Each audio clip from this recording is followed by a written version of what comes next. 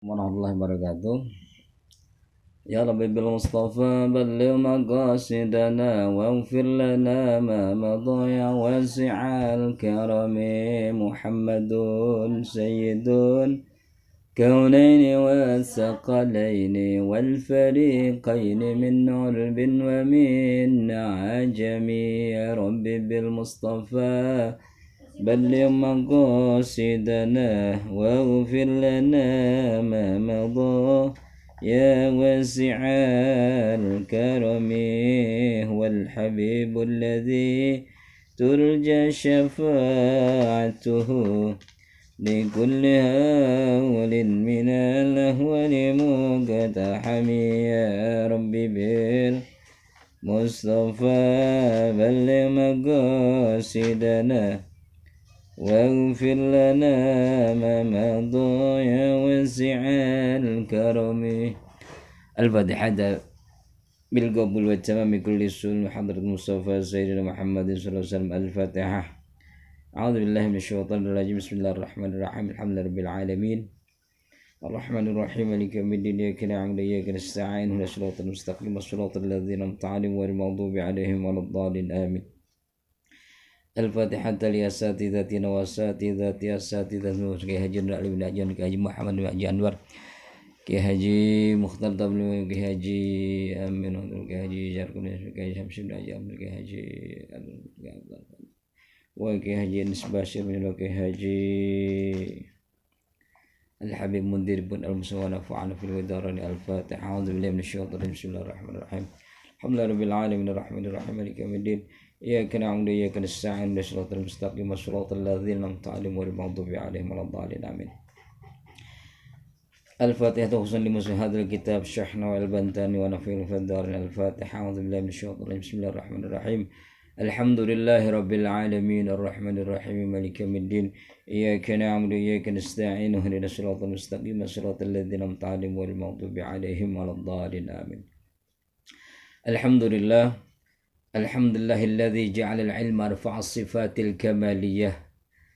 Asyhadu an la ilaha illallah wahdahu la syarika lah. Alladzi khassa man syaa'a min 'ibadihi bil ma'athil hikamiyah.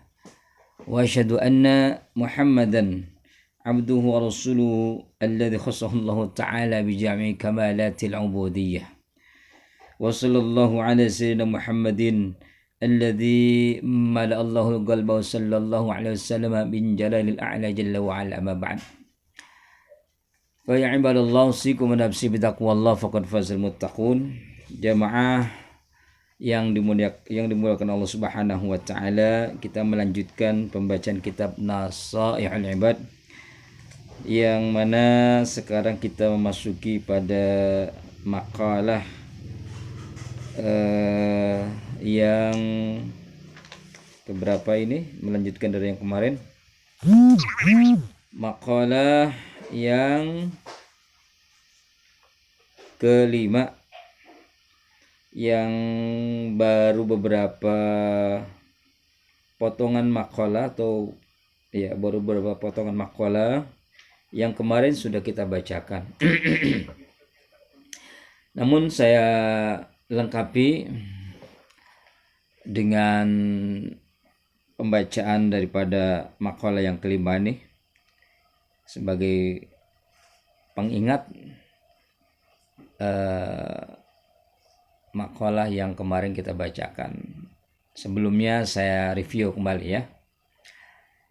Namun saya sampaikan bahwa mengingat kondisi yang saat ini masih belum memungkinkan, mari kita manfaatkan kajian kita ini melalui media yang jangan pernah kita gunakan, kita tidak memanfaatkan media sosial ini dengan sebaik-baiknya. Manfaatkanlah kondisi yang sekarang ini yang sedang kita alami dengan berbagai macam kesulitan untuk ini untuk itu, tapi kita tetap istiqamah menjalankan daripada rutinitas kita. Mudah-mudahan Allah selamatkan kita dari keadaan yang sampai saat ini belum reda. Allah berikan kesehatan buat kita dan Allah senantiasa memberikan keberkahan buat kita. Amin ya rabbal alamin. Wal maqalatul khamisah, makalah yang kelima ini adalah riwayat dari Sayyidina Abu Bakar Siddiq radhiyallahu anhu. An Abi Bakar As-Siddiq, dari Sayyidina Abu Bakar Siddiq radhiyallahu anhu, semoga Allah meridainya, bahwa beliau berkata, annahu qala arba'atun minal khisali tamamuha bi arba'atin.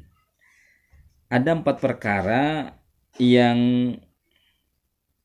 menjadikan 4 perkara ini sempurna.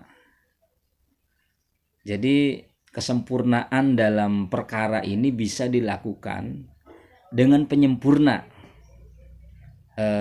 perkara untuk menyempurnakan ibadah yang boleh dalam tanda kutip ada kekurangan, ada kelupaan, dan ada lain halnya. Ya maklumlah, namanya manusia pastinya memiliki kekhilafan, lupa, al-insan mahal khata wan nisyan. Manusia memang tempatnya lupa dan dosa, tempatnya salah dan lupa. Dari kesalahan dan kelupaan inilah bisa menyebabkan manusia itu menyempurnakan ketidaksempurnaannya. Seperti itu kira-kira. Kata beliau, perkara yang pertama yang bisa menjadi kesempurnaan dalam ibadah, tamamus sholati bisa jedatai as-sahwi. Sempurnanya sholat itu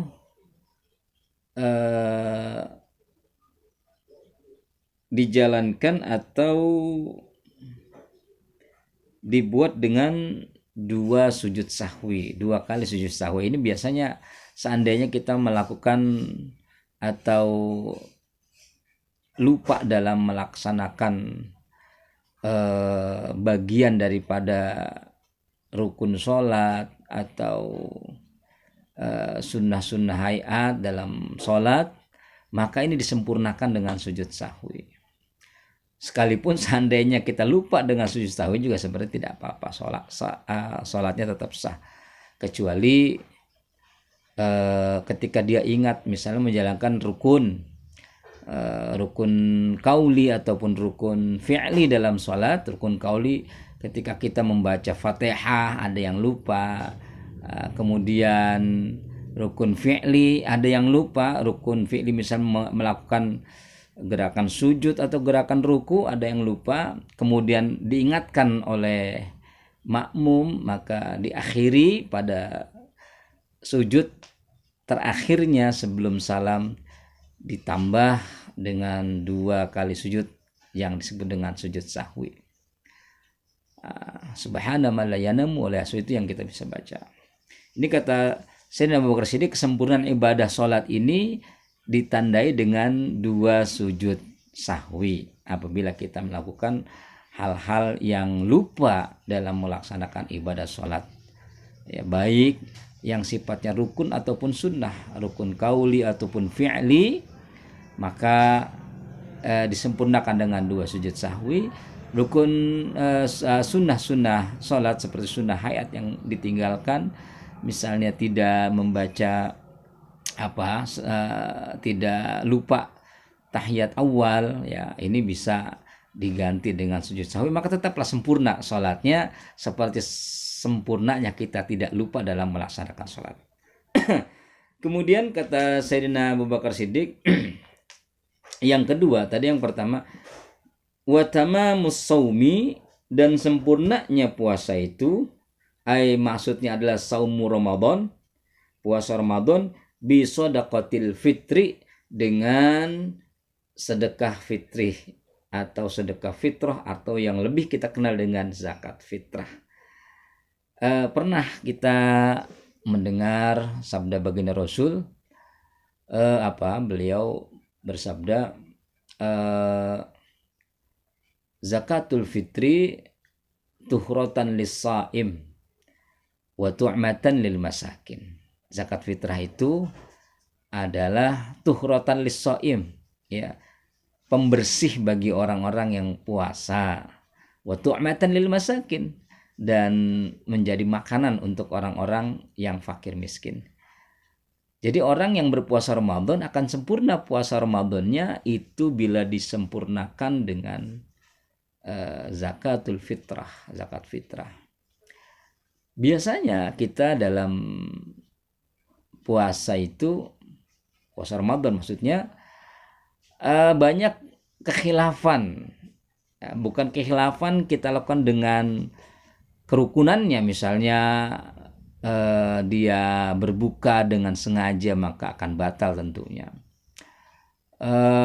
Ini ada ibadah puasa Ramadan dilakukan ini, dia secara fikihnya dia berpuasa tetap berdasarkan hukum fikihnya dia sah menjalankan ibadah puasa. Tetapi ada kandungan-kandungan atau pesan-pesan puasa yang tidak tersirat dalam jiwanya. Misalnya kan ada beberapa pahala puasa yang hilang, atau ada beberapa perkara yang bisa membatalkan pahala puasa. Bukan membatalkan puasanya, tapi membatalkan pahala puasa, seperti riba, ngomongin orang maksudnya, atau namimah, adu domba, berkata tidak jujur, ya, bersumpah palsu, an-nadhr bisyahwah, memandang dengan syahwat. Ini adalah perkara-perkara yang bisa membatalkan pahala puasa. Dia puasa sejak imsak, menahan lapar dan haus sampai waktu berbuka, tetap sah, tetapi dia tidak bisa menjaga. Telinganya tidak berpuasa, mulutnya tidak berpuasa dari omongan-omongan yang kotor, misalnya ya, arrofas, ya, kata-kata kotor, perbuatan-perbuatan yang bisa menggugurkan pahala puasa, ngomongin orang, adu domba dan seterusnya. Ini bisa membatalkan ibadah puasa, bukan membatalkan kesunahan puasa, membatalkan pahala puasa maksud saya. Membatalkan pahala puasa, bukan puasanya yang batal, tapi pahalanya tidak dapat, ya kan? Maka apa artinya puasa kita kalau seandainya la tuqbal, tidak diterima oleh Allah Subhanahu wa taala? Ini kan sayang. Nah, makanya ini disempurnakan dengan sedekah al-fitr, sedekah fitrah atau zakat fitrah. Tapi bukan berarti kita harus mensikapi dengan udahlah, nggak apa-apa kita puasa, tetapi tetap kita menjalankan aktivitas sebagai mana biasa sebelum kita berpuasa, suka ngomongin orang, suka ini, suka itu. Nah, ini juga tetap tidak bisa dibenarkan. Yang ketiga, wa tamamul haji bil fidyah. Sempurnanya ibadah haji itu dengan fidyah. Haji dan umroh adalah perkara yang wajib dilakukan bagi umat muslim yang diberikan kemampuan oleh Allah Subhanahu wa taala. Namun kemudian saudara, ternyata dalam ibadah haji dan umroh ini ada perkara-perkara, misalnya ibadah haji, ada perkara-perkara yang mungkin tidak memungkinkan maksud saya bagi jamaah haji yang berdomisili di Indonesia, atau bagi jamaah yang hanya bisa mengerjakan ibadah haji tamattu. Karena ibadah haji tamattu ini tentunya meniscayakan dia harus membayar dam. Nah, di sini fidyah di sini bisa diartikan adalah pembayaran atau pelaksanaan dam. Makanya di sini dijelaskan wahya imma dzabhun na'ami awil imdadi. Maksud daripada fidyah di sini adalah bisa menyembelih kambing, berarti kan dam, ya, atau memberikan makan orang-orang miskin beberapa mud, ya, sama dengan fidyahnya orang puasa, ya. Jadi bayar fidyah ngasih makan orang miskin, ya. Nah, ini patut dijadikan sebagai pemahaman buat kita. Nah, jadi ibadah haji bisa sempurna, ya, bagi kalangan jamaah yang menunaikan ibadah haji tamattu. Jadi ibadah haji tamattu ini adalah dia mengerjakan umroh terlebih dahulu baru menunaikan ibadah haji. Yang ini ada jeda waktu dia melepaskan daripada keihraman. Nah, disinilah tanda dia meniscayakan atau sudah secara otomatis dia membayar dam.